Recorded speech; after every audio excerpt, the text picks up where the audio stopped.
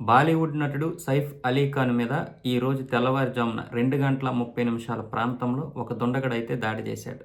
ఆ ఇంట్లోకి కేవలం దొంగతనానికి మాత్రమే వెళ్ళి ఈ దుర్ఘటన అయితే జరిగినట్టు తెలుస్తోంది. అయితే సైఫ్ అలీ ఖాన్ ఆ దుండగుడిని చూసి అతన్ని నివారించడానికి ప్రయత్నం చేశాడు. దుండగుడు ఆల్రెడీ పక్కా ప్లాన్‌తో వచ్చాడు కాబట్టి కత్తితో సైఫ్ అలీ ఖాన్ మీద దాడి చేశాడు. అయితే సైఫ్ అలీ ఖాన్ మీద దాడి చేసిన తర్వాత ఈలోగా సెక్యూరిటీ సిబ్బందిని కూడా అలర్ట్ చేశారు. అయితే దుండగుడైతే పక్కా ప్లాన్ తోటే వచ్చాడు. మొత్తం 6 చోట్ల సైఫ్ అలీ ఖాన్ మీద అయితే కత్తి దాడులు చేశాడు. అందులో 2 చోట్ల మాత్రం తీవ్రంగా ఆయనకి గాయాలయ్యాయి.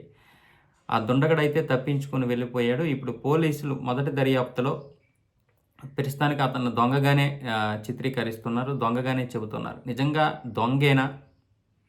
లేకపోతే ఎవరైనా సైఫ్ అలీని చంపడానికి పంపించారా? ఏంటి అనేది తెలియలేదు. ఎందుకంటే ఆ ఇంట్లో ఫుల్ సెక్యూరిటీ ఉంటది. అలాగే సీసీ కెమెరాలుంటాయి. మరి ఇంత పెద్ద ఇంట్లోకి ఒక దొంగ ఏ విధంగా దూరాడు?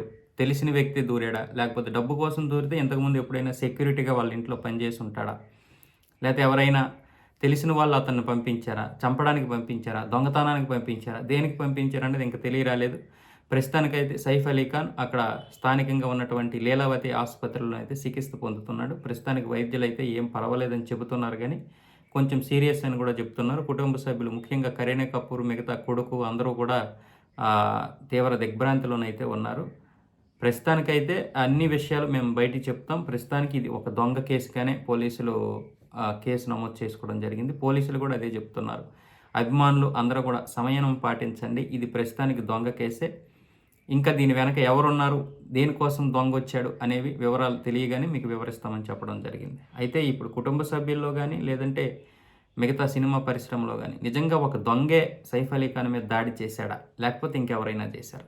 ఎవరైనా చేపిస్తున్నారా? ఇది దొంగ పని అయితే కాదు అనేది బాలీవుడ్లో ఉన్నటువంటి ఇప్పుడు చాలామంది ప్రముఖుల విశ్లేషణ. ఏంటనేది ఇంకా పోలీసులు తెలియజేస్తారు. ప్రస్తుతానికైతే ఇదే అప్డేట్.